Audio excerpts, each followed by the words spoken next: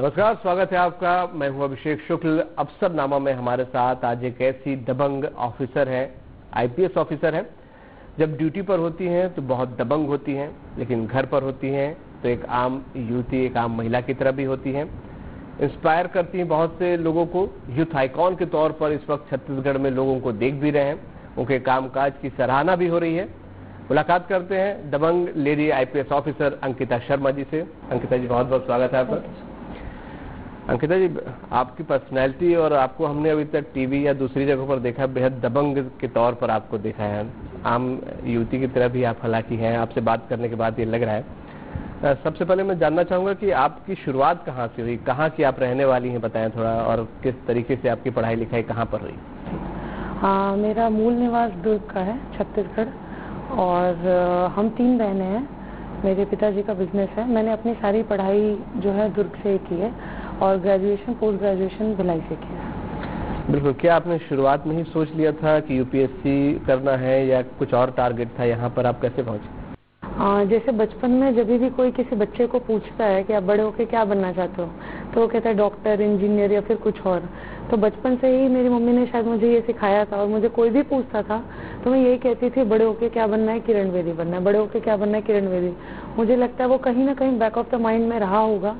और जब बाद में जब मेरा स्कूलिंग खत्म होने को आया, जब 11th-12th में, तो वो जो धारणा थी वो और मजबूत हो गई। जब मैंने देखा, मेरा कॉमर्स बैकग्राउंड था और मेरे बाकी सारे फ्रेंड्स जो हैं वो चार्टर्ड अकाउंटेंट और बाकी चीज़ों की तैयारी कर रहे थे, तो मुझे मेरे सर ने पूछा कि अंकिता, आप सीए के लिए क्यों नहीं फाइल कर रही हो?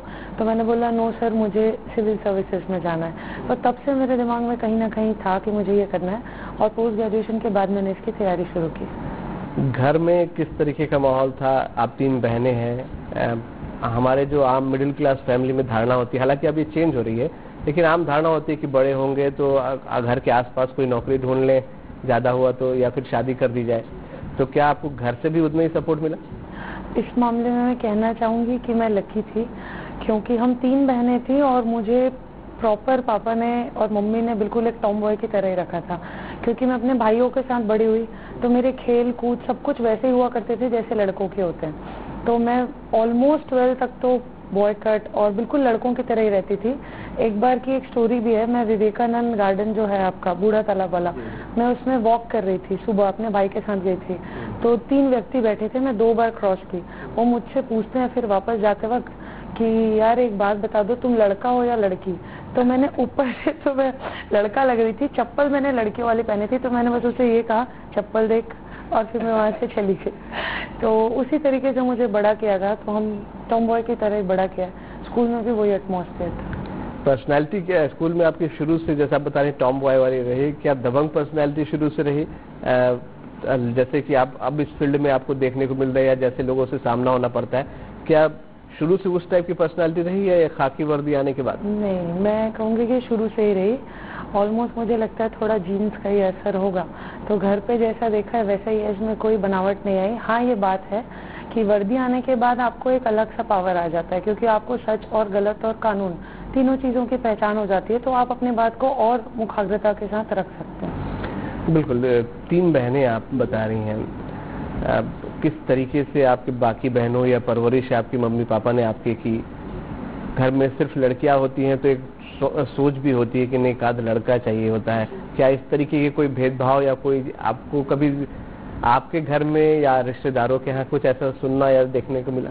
कभी भी ऐसा एक बार भी मुझे याद नहीं है कि कभी भी इस बात के लिए डिफरेंशिएट किया गया हो, या मेरे पापा या मम्मी दोनों में से किसी के भी मुंह से ये निकला हो कि कोई बेटा चाहिए। तो उन्होंने मुझे बस यही बोला कि आप बेटे की तरह हो हमारे, और मैं वैसे ही बड़ी होती गई। या वो यही कहते, बेटी ज़्यादा अच्छी होती है। निश्चित रूप से इसमें कोई दो राय नहीं है। किस तरीके से सफर आपका शुरू हुआ? पढ़ाई, स्कूलिंग आपकी वहाँ पर हुई, और उसके बाद जब यूपीएससी की आपने सोची तैयारी करनी है, कहाँ से तैयारी करनी शुरू की, कैसा वक्त गुजरा वो? मैं एक बात इसलिए ज़रूर, जो बात मैं कहना चाहूँगी उसको इसलिए कि बाकी जो भी मुझे सुन रहे होंगे और उसमें जो बच्चे या यूथ होंगे, वो सोच के इसको इस बारे में सोचें कि हर कोई ये काम कर सकता है। इसलिए मैं इस बात को रखना चाहूँगी। दिमाग मेरे पास रहा होगा पहले से, लेकिन 5th-6th स्टैंडर्ड तक मैं एक नॉर्मल स्टूडेंट की तरह ही थी, एवरेज स्टूडेंट की तरह। फिर जब 9th स्टैंडर्ड आया, मैंने अपने कॉमर्स की स्ट्रीम, मेरा आईसीएसई बोर्ड था, तो हम 9 से अपने सब्जेक्ट चूज कर लेते हैं।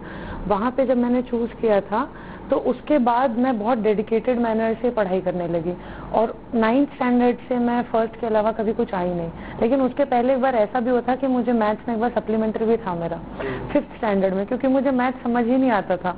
मुझे 50 में सिर्फ 5 नंबर मिले थे।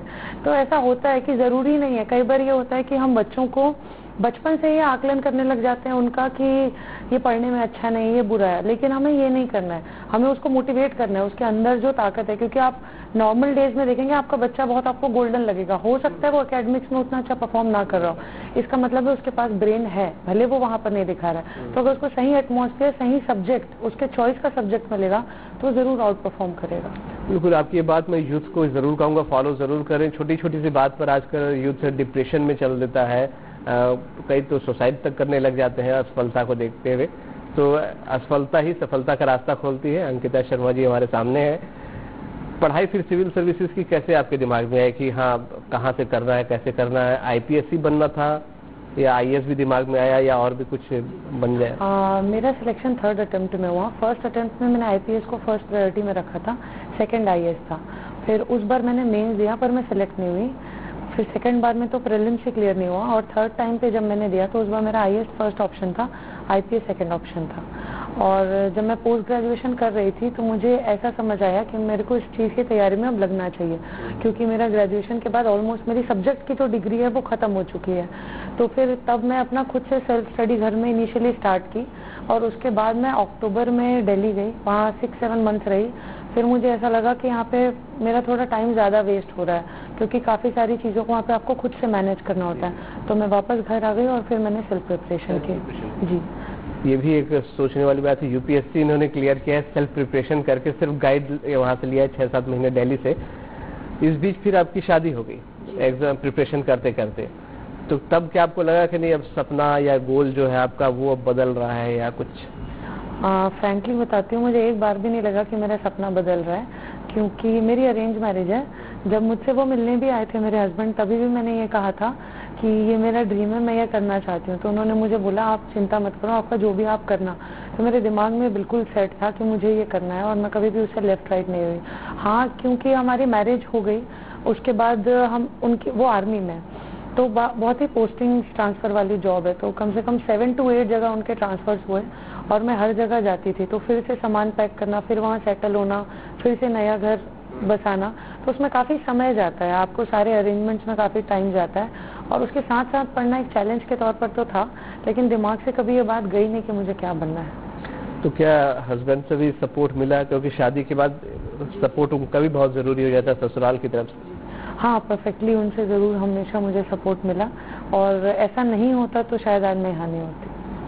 क्या आपको लगता है, क्योंकि हमारे देश में होता है आमतौर पे महिलाओं का करियर तो होता है लेकिन शादी के बाद चेंज हो जाता है या बहुत से लोग छोड़ देते हैं, तो आपको लगता है कि ऐसी महिलाओं को क्या कुछ करना चाहिए, क्या सपोर्ट मिलना चाहिए कि वो जो बचपन में उनका गोल होता है वो शादी के बाद भी बना रहे या उसको अचीव कर सके?